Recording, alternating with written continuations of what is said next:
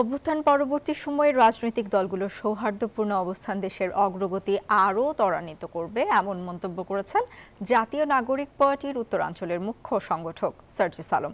সোমবার বিএনপির প্রতিষ্ঠাবার্ষিকী উপলক্ষে দলটির চেয়ারপারসনের গুলশান কার্যালয়ে শুভেচ্ছা জানাতে গিয়ে এই মন্তব্য করেন তিনি। বলেন, রাজনৈতিক দলগুলোর মধ্যে পারস্পরিক সৌহার্দ্যপূর্ণ সম্পর্ক না থাকলে দেশের উন্নয়ন সম্ভব নয়। এ সময় বিএনপির স্থায়ী কমিটির সদস্য সালাউদ্দিন আহমেদ বলেন, বিএনপি ক্ষমতায় গেলে স্বাধীন বিচার ব্যবস্থা ও নির্বাচন কমিশন, তত্ত্বাবধায়ক সরকার ও স্বাধীন গণমাধ্যম প্রতিষ্ঠা করবে।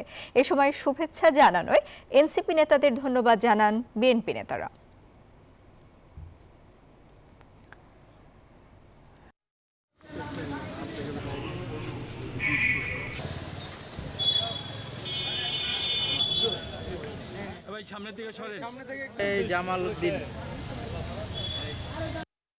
বাংলাদেশে বিগত সময়ে শেখ হাসিনা শুধুমাত্র বাংলাদেশের গণতন্ত্র নষ্ট করেনি, গণতান্ত্রিক যে কালচারগুলো, যে রাজনৈতিক দলগুলোর মধ্যে যে সৌহার্দ্যপূর্ণ সম্পর্ক হতে পারে, এই সকল কালচারকে শেষ করে দিয়ে গিয়েছে।